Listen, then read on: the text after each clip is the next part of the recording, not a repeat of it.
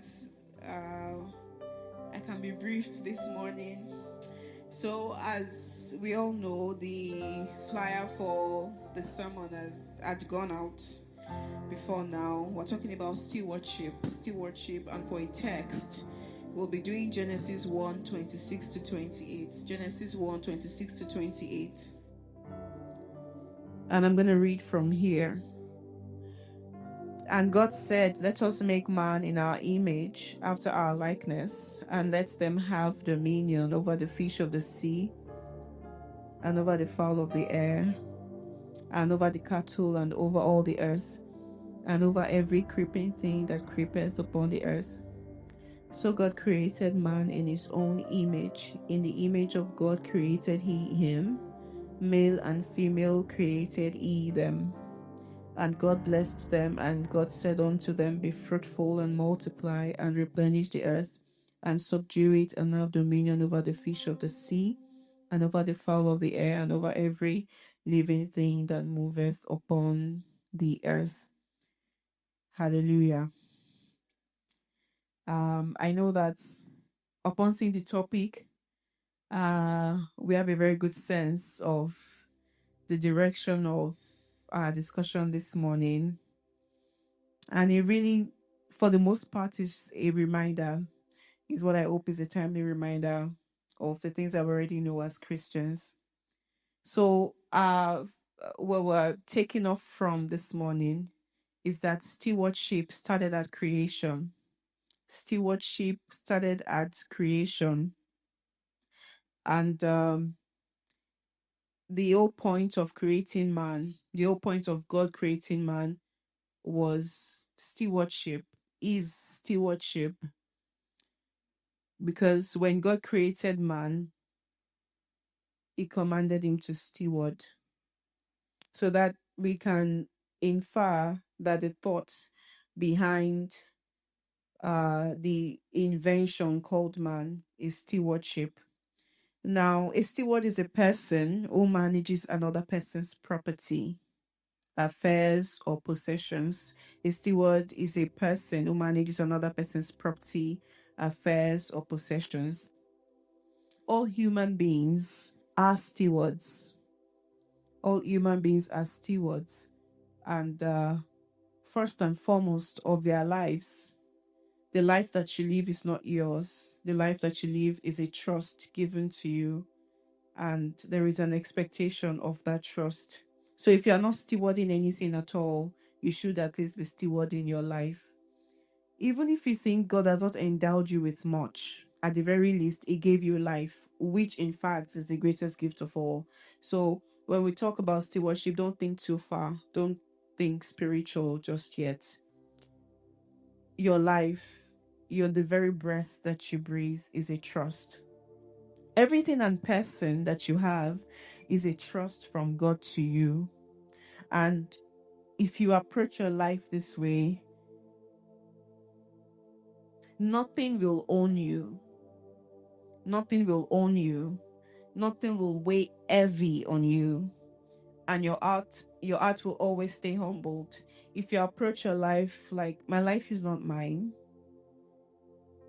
my job is not mine, my husband is not mine, my kid is not mine, nothing really is mine, everything is God's, and he gave everything to me, there is a kind of peace that you will have just from that, just from knowing that, just from being ever mindful of that. Now, as children of God, as disciples, especially, which disciples are matured sons, we don't own anything. Disciples don't own anything, because once you own a thing, you can't be regulated about that thing. And let me give, for example,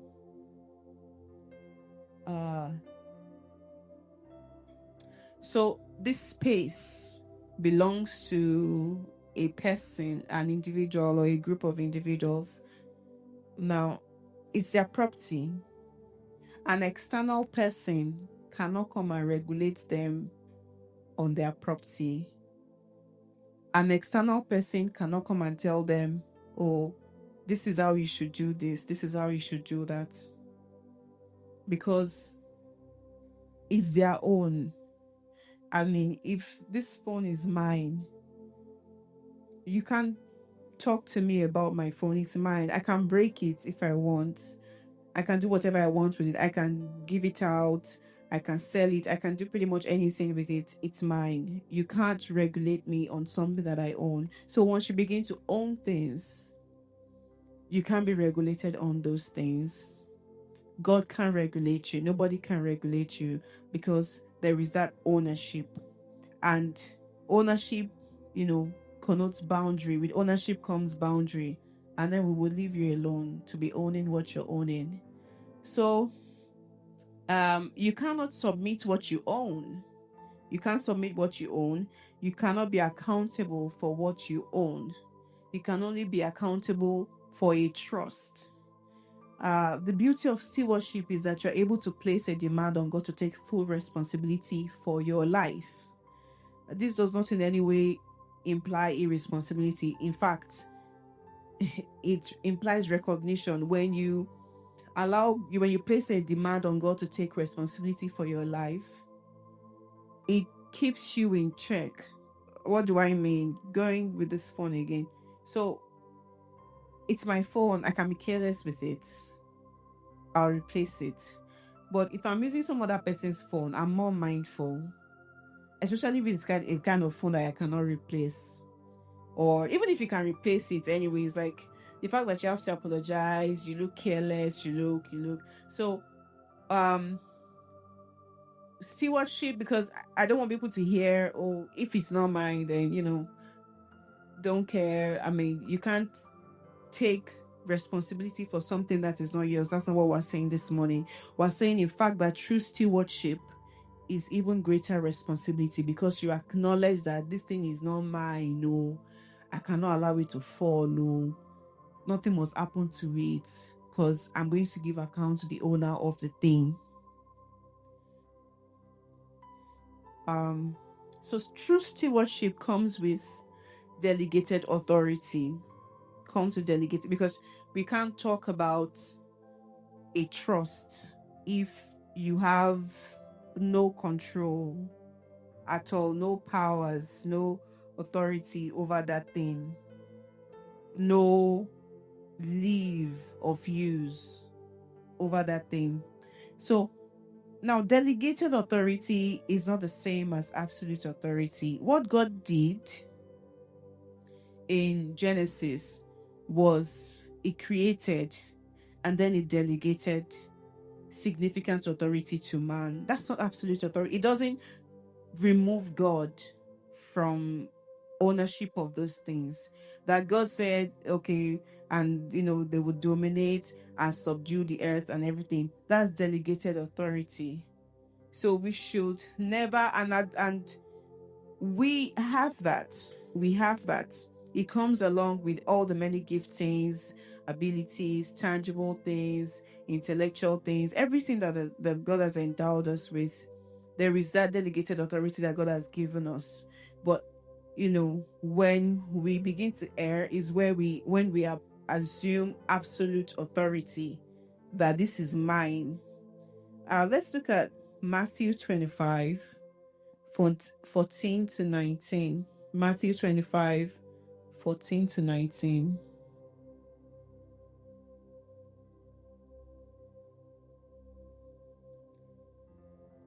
For the kingdom of heaven is as a man traveling into a far country, who called his own servants and delivered unto them his goods. And unto one he gave 5 talents, to another 2, and to another 1, to every man according to his several ability, and straightway took his journey. Then he that had received the 5 talents went and traded with the same, and made them other 5 talents. And likewise he that had received 2, he also gained other 2. But he that had received 1 went and digged in the earth, and hid his Lord's money. After a long time, the Lord of those servants cometh and reckoneth with them. When in times past, when we read this text, we tend to focus more on the fact that the master had his belongings and gave at his discretion, gave, what he wanted to who he wanted, gave as much as he wanted to who he wanted. But the Bible clearly says here that he actually gave according to their abilities. It wasn't about preference. It wouldn't have been wrong if he gave according to preference, but here it says that he knew their abilities and gave according to their abilities. That is not even where I'm going. Where I'm really going is that you see here that the master gave talents to 3 servants to handle as they pleased. He didn't, there was a leeway of how you choose to do business with it. It wasn't, if you like, put it in stock exchange, if you like, do with it, or I just want profit, I want productivity. There was a leeway of creativity on how to do business with those talents. He just wanted that they did business with it. But he reprimanded the one who exercised his free will and chose to bury what was given to him. So note that it wasn't that the last servant misplaced the talent, the one talent. It wasn't that he threw it away. It wasn't that he did not know where, he put it. So he just not appreciate it enough to do business with it. So this means that while God gives you the leeway of creativity to, which comes along with your delegated authority to, fully utilize and maximize all that he gives to you, there is an expectation. You must be productive with what you do, productive for him. So every endowment from God comes with an expectation, and it is based on that expectation that you will be weighed. It is based on the expectation that comes with that endowment, that you will be measured. Either you have done good, or you have done well, or you have done average. It is not up to you to decide that for yourself. So moving on, I like to do ABCs. I feel like they are key points, and then they will be easy to remember. So we have stewardship, and I'll quickly run through certain character traits of true stewards. So the first is service. The first S there is for service. So if we agree that, or if we make a claim that all men are stewards, then all men should seek to serve. All men should seek to serve. It is such a lost, like, it's not an art, but it is such a lost attribute in our world today. Everybody wants to lead, but nobody wants to serve. Meanwhile, leaders are actually trusted servants. It is servants who have shown themselves worthy that are entrusted with leadership. So therefore, a good leader is first a good servant. If you fail in service, you are automatically going to fail in leadership.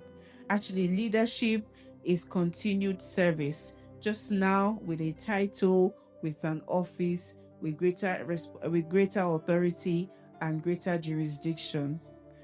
The T is trust.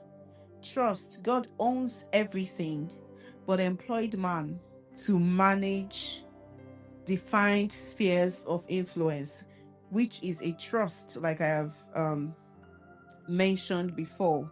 Now, if you betray this trust, betraying this trust means that you arrogate God's endowments to yourself. You begin to own, let me put it that way, you begin to own. The best that will happen to you, your best outcome, is that you won't commit more into your hands. You won't have more. And with God, there is always more. You cannot exhaust. There is always more. Even the earth that he has created, can't you see that man's wants are never exhausted? One would think, if I were Elon Musk, for instance, as a billionaire in dollars, I would just tell my soul, my soul, be merry. Relax and be merry. But who knew that it could beat that and be a trillionaire? And there's always more. There's always more. So if the God that made all of that trusts me, what He has given you, as magnificent as it is, there is always more. And if He trusts you with little things first, and when you fail in those little things, your best outcome, if he even doesn't demote you, is that is just where you'll be. You'll never have more. E is for excellence. Excellence. So excellence is the quality of being extremely good, or having very high standard, being extremely good. You can't be a good steward if you're not obsessed with excellence. Excellence is simply the mindset of, let's give it our best. Let's give it our very best. Now, our God created masterpieces. Look at everything. When I was in my say late teens and early 20s, my favorite channel to watch was Nat Geo Wild, because wow. I mean, when you just see those animals, and when they break down, the commentators, they break down for you how, for example, I learned on Nat Geo Wild that, of course, if you don't know, but in a pride is a group of lions, a lion family. In a pride, it is the women that hunt, the female lions hunt for the oh god. So the men will just defend and reproduce, recreate. So the women will go and hunt. Now, if a lion sees, say, a group of gazelles, now there is one, it narrows down on one. There can be 50, but it narrows down on one. She narrows down on one and chases that one.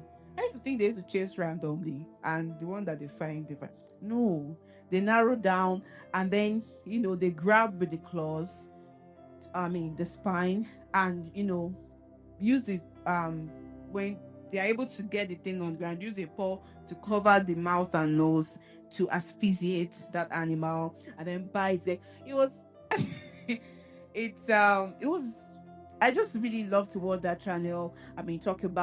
Talk about how intelligent God created these animals to be, how dynamic, how strong, how fierce. Even when they're talking about the bite forces of some of these animals, God created masterpieces. Everything that God created, is wow.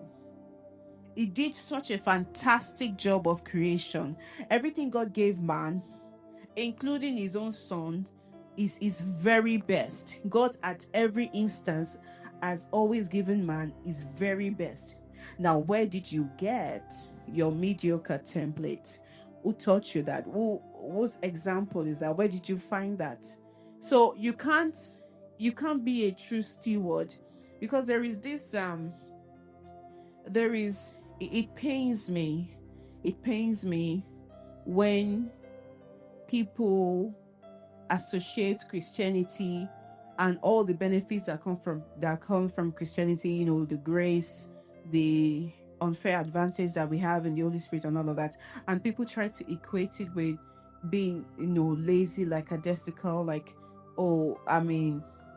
I love to see that the very best in vocations, in industry, are the sons of God, are children of God. So because that is really our God. That is really our God. God gives his very best to everything. W is wisdom. And wisdom is simply demonstrating sound judgment, which means that the testament of wisdom is in decisions. We know you're wise by the decisions that you make. And two major components of wisdom are knowledge and experience. How you gain wisdom is through knowledge, information, what you consume, and experience. Now you need to seek to know the right things. Seek to know the right things. Proverbs 23:23, if we can read quickly.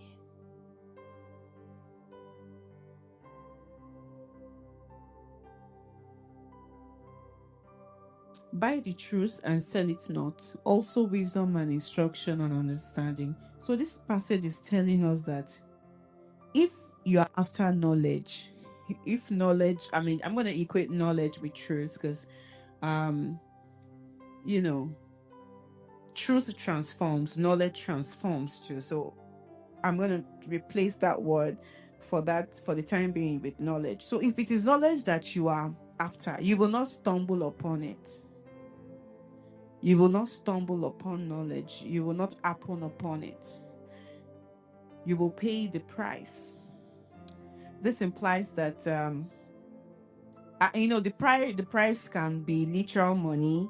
It is time. It can be time. You give your time to it. Patience, humility to learn from someone, and it can be a combination of all of these things.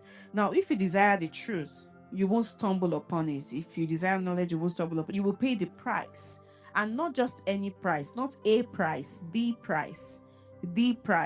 That is, there is a price for every truth, every knowledge that you are after. You didn't get to Babcock University to study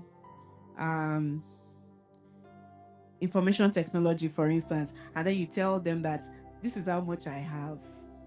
No, you don't tell. You don't go to a craftsman that I want to learn this job, but this is how much I have. No, you don't dictate the price for what you want to learn. So there is the price, the exact price, the exact requirements that comes with what you are looking to gain, and you must be willing to pay that price. Every truth has its own price tag that is not determined by you. And like someone said, if you think knowledge is expensive, try ignorance. Accountability. Accountability, it is the fact of being responsible for what you do and being willing to explain or justify what you do, being responsible for what you do. Now, a good steward is a person who is accountable. A good steward is a person who is responsible for what they do. And a big part of accountability actually is questions. When they're asking you to be accountable for something, they're going to be asking you questions. So what did you have? What did you do with what you had? How long did you have it? How did you come about this result? Questions. Now, people who are easily offended by questions are people who can be accountable. Now, because, like I already said, questions are a big part of accountability. I'm trying to run through because my time is moving quickly. Responsibility, and that is finishing well what you start. Starting everything with the mind of finishing well, finishing to a logical conclusion. So the question for you this morning is, can a thing be committed to you and we will consider it as good as done? D is for discipline.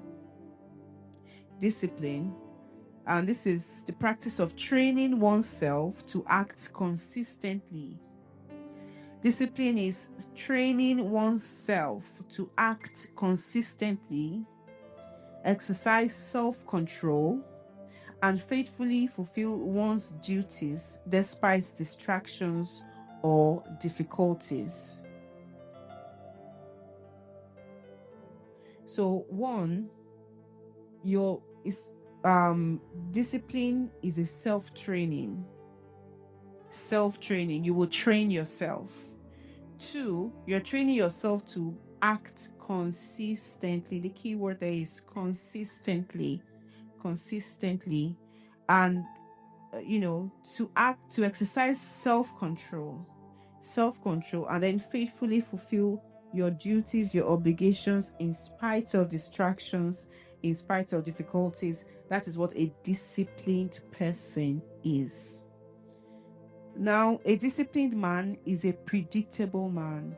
is someone who is unwavering in character, is someone who increases in the mastery of self-rule, self-leadership.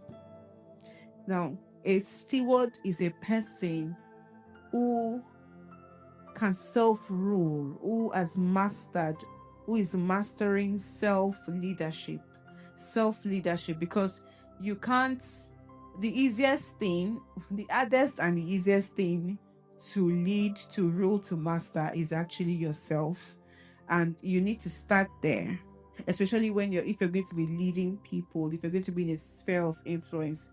Because if you have not led yourself, if you have not been a pastor over your own self, being a leader over your own self, I mean, there is not so much that you can do with other people. Now, stewards are not quitters. Stewards don't quit. They succeed because of or in spite of. They succeed because of or in spite of. So that's, I think, I came across that saying, by chance, randomly. So somebody was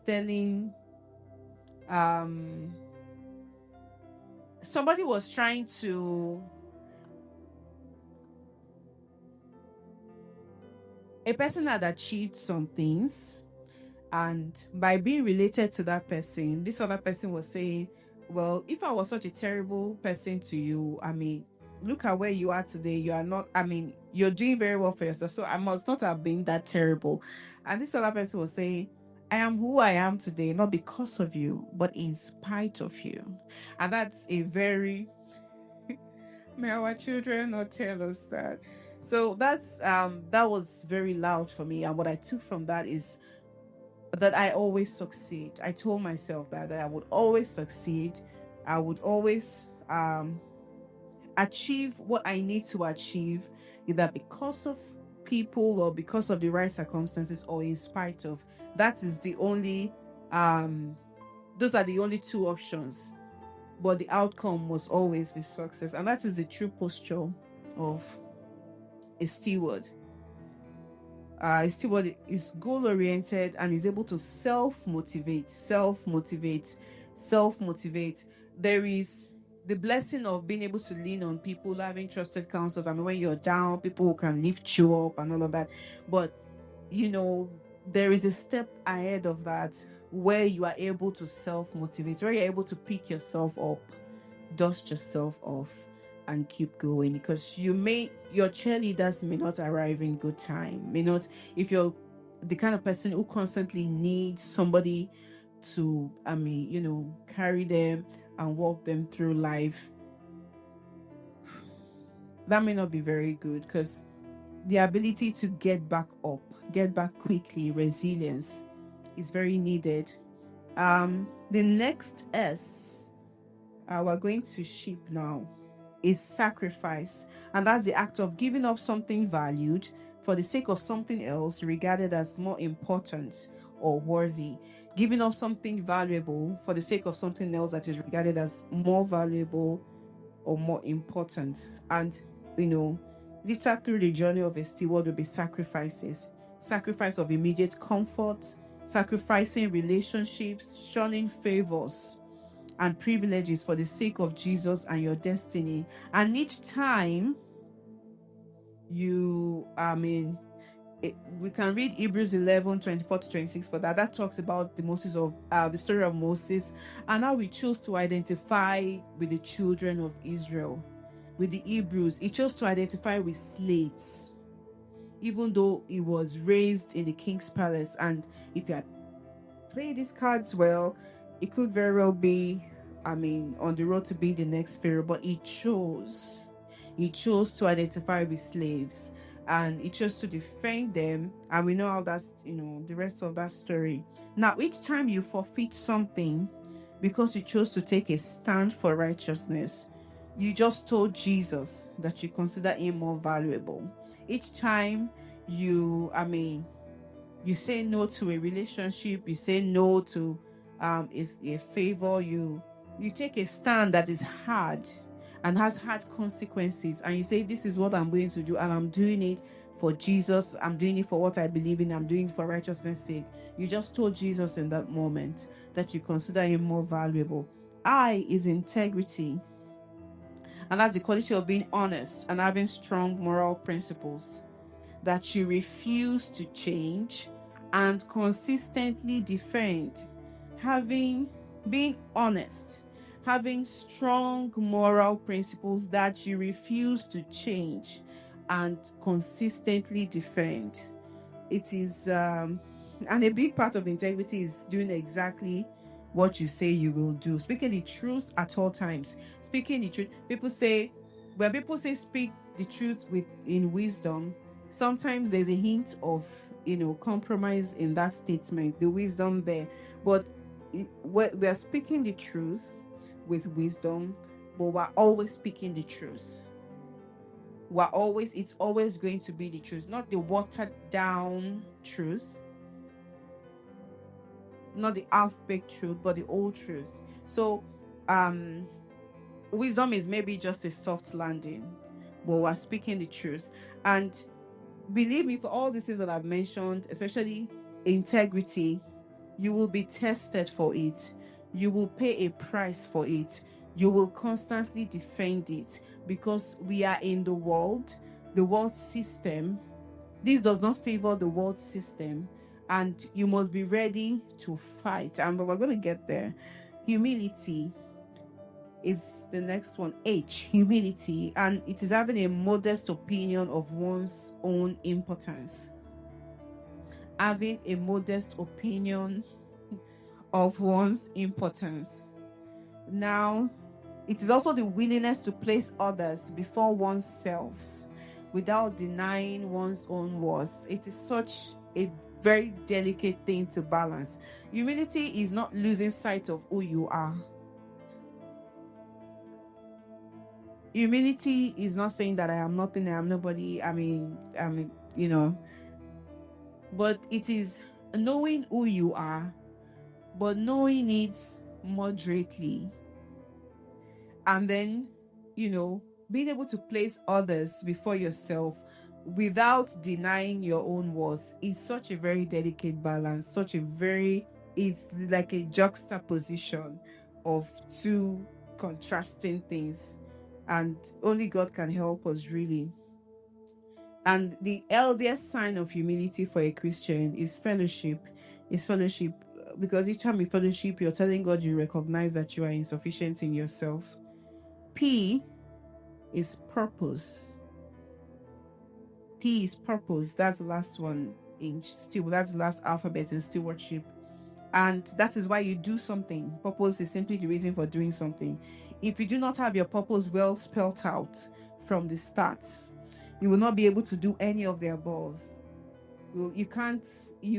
Everything is rooted in purpose. Purpose drives everything. It is the life force of anything. Will only take you so far. Purpose will take you further. It is purpose that will take you further. If the purpose of a thing is not known, or is not well spelled out, or is not discovered, you can't go the long distance, no matter how good your intentions are. Because at every point in time, you'll be faced with situations or circumstances that are asking you, why are you just disturbing yourself? Why are you just suffering yourself? But once purpose is known, you are that much more equipped to go further. Now, as for a conclusion, stewards are soldiers. Stewards are soldiers because everything that we have talked about, you will fight to defend. You will fight to defend, and the system of this world will challenge your position at every turn. You must be poised to fight. You must be poised to fight with wisdom, with prayer, with the word. You must be poised to fight. So that's the last thing. If there was an extra S, it would be that stewards are soldiers. Now, you cannot uphold the principles of Jesus without the Jesus himself. All of these things are principles of Jesus. If you don't know Jesus, if he doesn't know you, you cannot uphold his principles. You cannot. This is very inconvenient to do in the flesh and in the system that we are in, the system of this world. So the only way that you can power through is if you really do know Jesus, and if he knows you as well. It is pointless raising the banner of a man who doesn't know you. So with this, I want us to bow our heads this morning. And I'm going to be making a call to those people who, Jesus doesn't know you. Doesn't know you. It says in Matthew that, some people will call me Lord, Lord, and I'm going to ask them, how do I know you? Where have we met before? And those people are going to say, oh, but I swept the church. I did evangelism. I healed people in your name. I did this and that in your name. But Jesus will maintain, I never knew you. So if you're here this morning and you know that Jesus doesn't know me, Jesus doesn't know me. I only carry his name. I only claim to be associated with him, but I don't know him and he doesn't know me. I'd like you to raise your hands this morning. Raise your hands unashamedly. Raise your hands unashamedly. And the ushers will hand you a card. I want you to pray this morning. I want you to pray. Because, like it or not, you're going to want Jesus to know you. If at no point at all, at the end of your journey, you are going to wish that Jesus knew you. You're going to want very badly for Jesus to know you. More than anything you've ever wanted in your life, you will at that point at least want Jesus to know you. And if that's not enough, later through your journey in life are moments where you will want Jesus to know you, where you will want Jesus to speak for you. But it is even that final moment that matters most this morning. So raise your hand unashamedly raise your hands, so that on that day too, it will unashamedly claim you. And I want you to begin to talk to God this morning. God, I know that I have been around you. I've been around your house. I've done this and this for you. But you don't know me, and I really don't know you. And I want to know you today. I want you to know me. I am making a commitment before you this morning that I will not be a stranger anymore. That I will be a son from today. And that I will be your steward. And I will begin to rightly steward my life. The first step to rightly stewarding your life is getting to know him. That's the very first step to rightly stewarding it. Is handing him back the life that he gave to you. I want you to speak to God this morning. Speak to him sincerely and from your heart. And for every other person, I want you to sincerely go before God and just rededicate everything. Your life and everything. Everything really is not yours. And that's why you are having so much headache. That's why you are in so much trouble. That's why you are anxious, you're worried. Because you're taking responsibility for what is not yours. It is not yours. Those things that are giving you concern, those things that are giving you sleepless nights, they are not yours. You are simply supposed to tell the owner that this is where how far what you have, the work you gave me has gone. Oh, this is the next step. This is what we need for the next. This is the bill for the next step. You are supposed to send him the bill. You are not supposed to figure it out for yourself. So go back and do a rededication of any and everything, starting with your life. God, I've been worrying about something that is not my responsibility. Is worrying about a trust. But I'm bringing it all back to you now. I'm bringing it all back to you today. That if indeed this life is yours, this is how this life is going, and I'm not sure this is your intention for this life.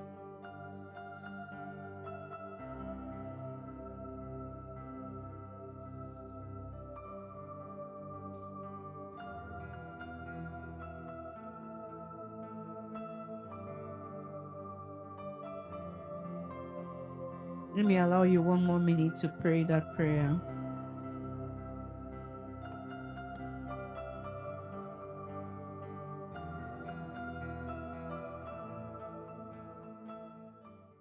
Thank you for listening. We know that you have been blessed.